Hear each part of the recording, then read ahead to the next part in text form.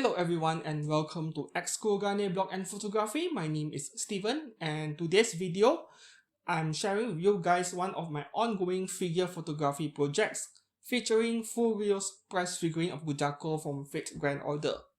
So with regards to the figure, if you are interested in her, I have already reviewed her on this channel, so you should check it out. This is a fantastic press figure for the price. One of the better ones out there. There is not much wrong with her. And then we move on to the entire setup of this photography. So if you have watched through the time lapse in the earlier parts of this video, you could see that I was setting up things from scratch and obviously I was struggling with space. So normally I do my photography setups in a different area outside, actually on the balcony. I have a large balcony, but recently the weather has been really warm, stifling hot even, and I would be sweating buckets all the time, so I have to move things indoors this round.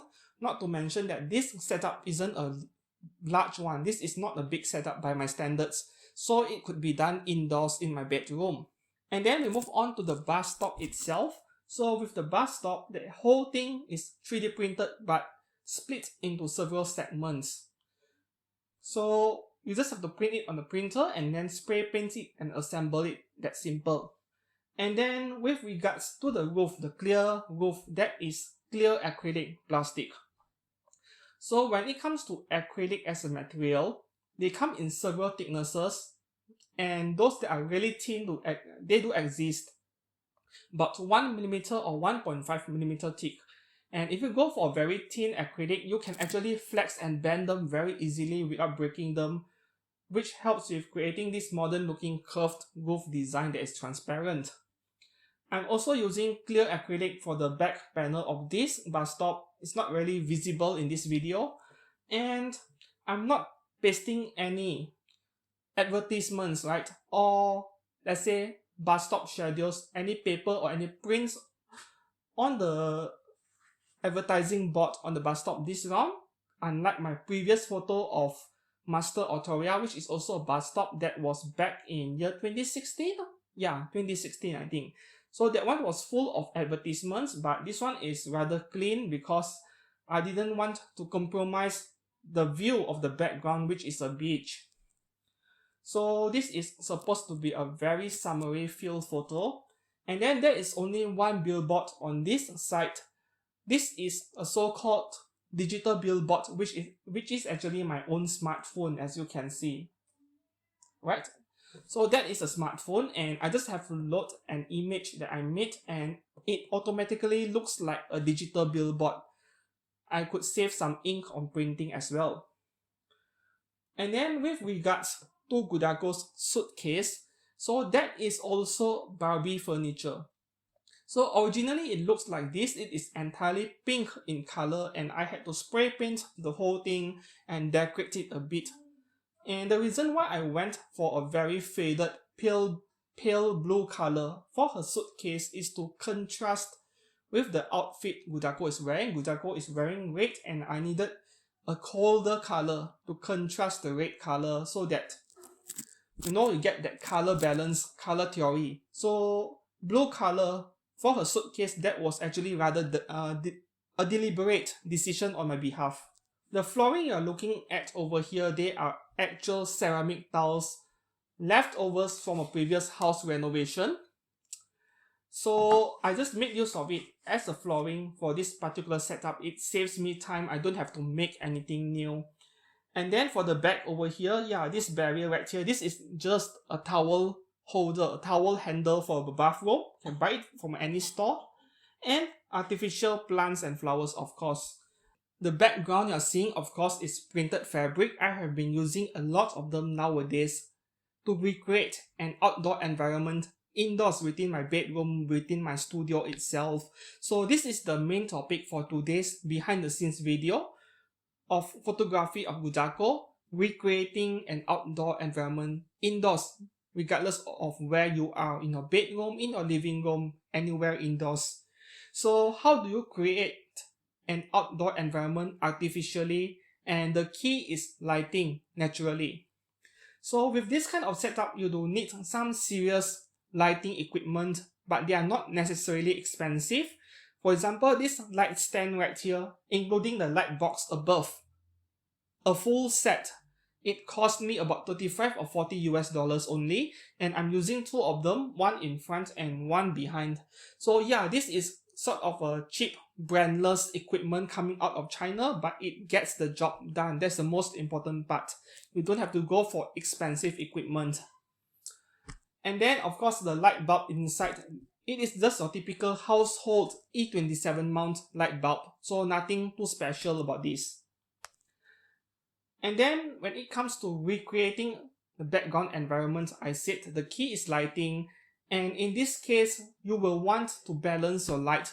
So the light above your overhead light and the one behind the backdrop light, they have to be almost equal in brightness. Even the one in front right here I'm using to fill in the light so that the figure is not too dark.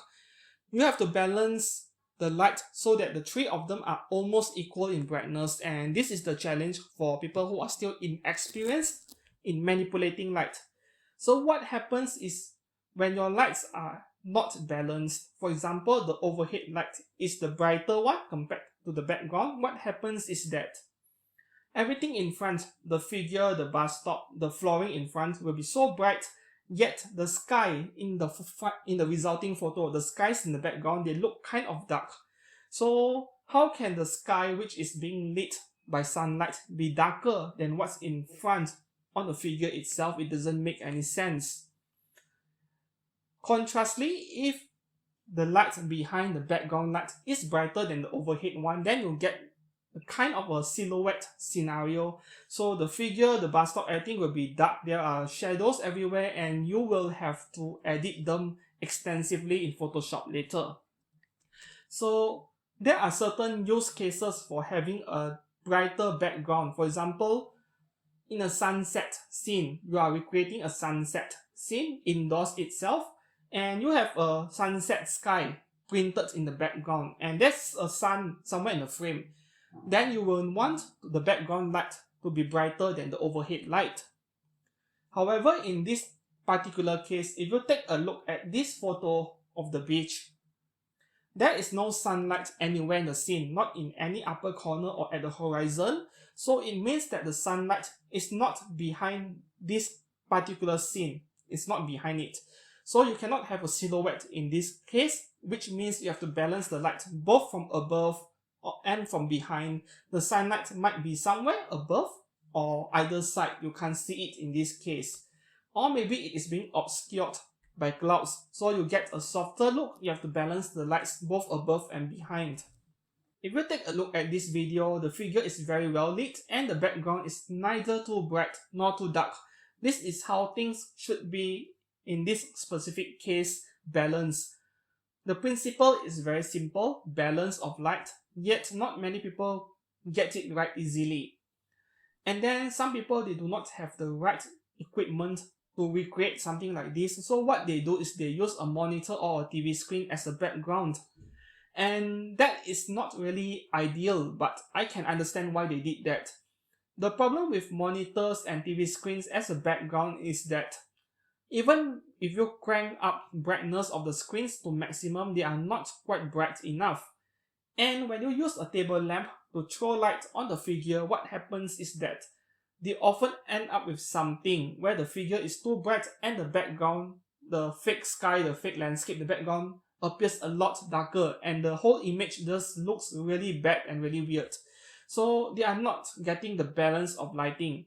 So what can you do in this regard is that you really have to tone down the lighting in front right here. You really have to cut the brightness, maybe add a lot of layers of white cloth until you get the brightness really down in balance with the monitor in the background, and take a photo with a longer exposure, a very slow shutter speed, because the scene is going to be very dark. Then you could get something that looks a lot more natural. So this balance is very important, the balance between your front light, your overhead light, and the background light. So the end result of this setup looks like this, the end photo. So yes, very even lighting across the board. With this kind of scene, all you need to do is to set up a very large area, a large light source that is diffused and even, and you just throw the whole thing all over the scene and maintain the balance between all your light sources, and the results is exactly like what you saw with this photo. So that is all for this video today, behind the scenes on Gudako. I hope you guys learned something informative from this video. Once again, thank you very much for watching and keeping with me to the end. Have a good day and I shall see you again. Goodbye.